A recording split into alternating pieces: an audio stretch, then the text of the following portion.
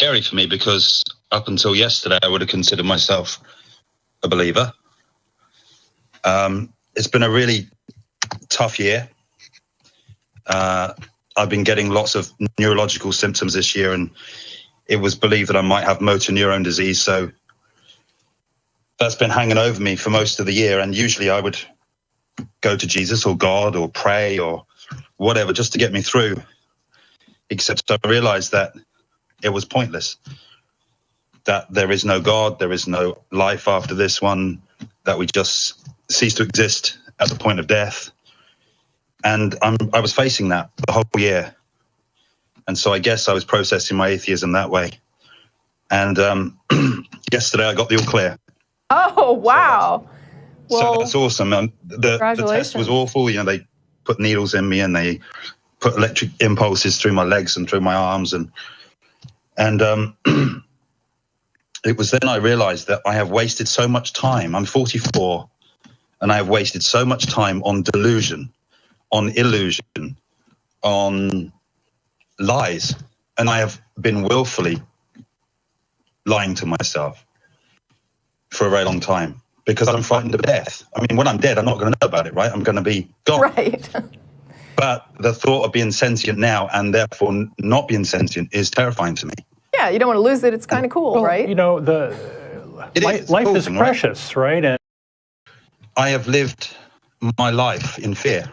Right. Because even when you go to a religion, like, I mean, there's that kind of safety in numbers thing, you know. I'm sorry, there's like a little kind of delay between me and you. So if I'm interrupting, I totally apologize. I'm so sorry.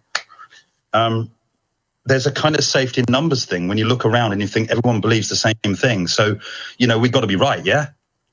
But of course, we could all be wrong, right? I mean, we can be, right? I mean, the Muslims could be right, the Hindus could be right, the Jews could be right, the Jains could be right.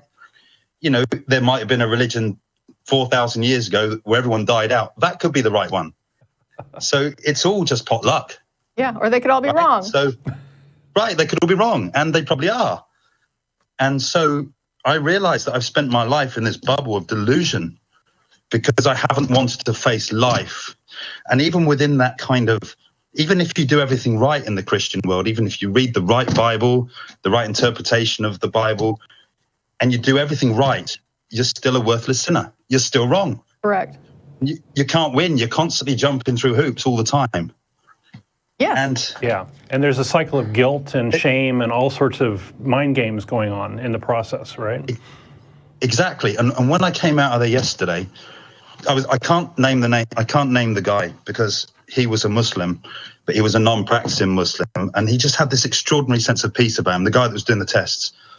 And I said to him, I want what you've got. What have you got? And he said to me, you're asking the wrong person. And I said, what do you mean? He said, if I went back to my homeland, they would cut my head off. And I was like, whoa, you know, and he said to me, what you need to do is this. This is what I think you need. You're looking for peace. And I suddenly realized he's right. That's what I'm looking for. I'm looking for peace. I'm looking for peace of mind. Wow. I'm looking for some sense of who I am because I don't know who I am, Tracie. I don't know who I am, Don. I'm 44 years of age and I don't know who I am because religion has kept me suspended in animation, kind of in stasis, because I've never really grown up. I'm emotionally stunted. I'm still that boy of 14 or 15 when I came to religion. Even though I'm 44 physically, mentally and emotionally, I'm still that kid.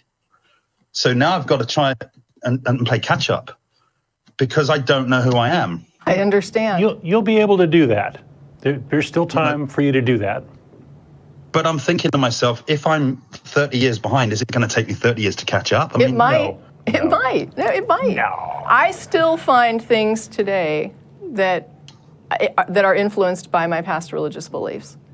That I understand now are like, you know, not okay. It took me a whole lot of years to untangle that web, because your whole identity, your whole worldview, everything is wrapped up in it. It's not just about I get rid of the concept of God and then everything falls away with it.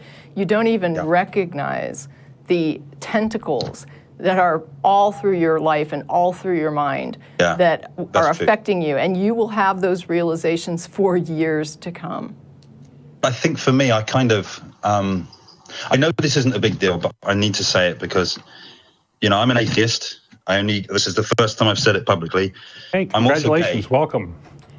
and I find being gay difficult. I've never acknowledged it. I've never acted upon it. I've had many opportunities to act upon it, and and I know you are gay. You got to play some catch up there cool too. I can talk to you, but I feel such a sense of shame and such a sense of guilt, and I don't feel pride. I just want to run away and hide, but this isn't going to go away. And I just feel that I've wasted so much time. I mean, I met someone about 5 or 6 years ago, and I just loved him. I loved him, and he loved me. It was not a casual thing. It was a real emotional, romantic connection between him and I. And I couldn't honor it because of my Christian faith. And he's now with someone else, and I've messed up. I hear you. I hear you louder than you can believe. Welcome to the human condition. Well, your story has so many parallels to my own, and I'm sure to many, many others. There are so many things that I look back. I also destroyed a relationship for my religious beliefs, and I understand. And I also had that whole sense of, I remember when you were talking about wanting peace, I can remember thinking to myself after just wondering, like doing so much introspection and coming to the conclusion, I know this sounds, it almost sounds like I'm making it up, but I swear, I did so much introspection after 6 months of trauma. You're describing a year of trauma with your neurological testing. Yeah. I had a 6-month trauma of my own, and at the end of that, the question in my mind was, or the comment, I guess, the clarity was, I don't even want to be happy. I just want peace.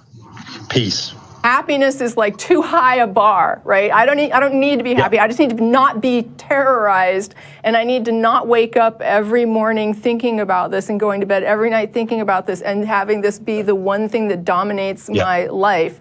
And I need to be free of this pressure. And I don't even care if I'm happy. Just get rid of this, and I'll be fine, right? That's good. That's all I need. So I understand what you're describing. But my other fear is that because I've done this for such a long period of time, I mean, Jack's out the box, right? So it doesn't matter what I do now. I can't fit Jack back in the box. Right. My faith is gone. My belief's gone. So that's very scary for me. But what I also don't want to do is I don't want to forget where I've come from in this journey along this road, because the knowledge that I'm going to die, and it may not happen for 40 years. I may live until I'm 100. But one day I will be facing it. Yes. And I don't want to lose the lessons that I've learned this year. I don't mean that in an Oprah Winfrey spiritual kind of thing. I just don't want to lose the lessons that I've learned this year. And I'm worried that when I get back into kind of calmer seas again, I'm going to just kind of shrug it off and get on with life. I don't want to do that. I don't want to be that person. I've got to have come through this for some reason. And that reason is to truly live now in honesty. And,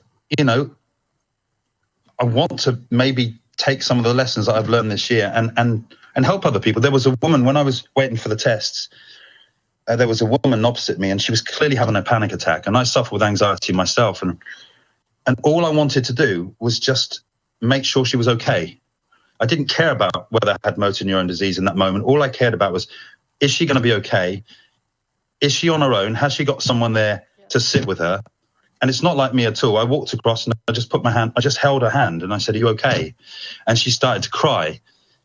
And she just said it was just a really nice thing that somebody cared. And I don't want to lose that, because before, it's not that I didn't care. It's just that I was so frightened of reaching out, I guess for fear of what other people would think. I mean, it's silly to think that way, but that's the way I lived.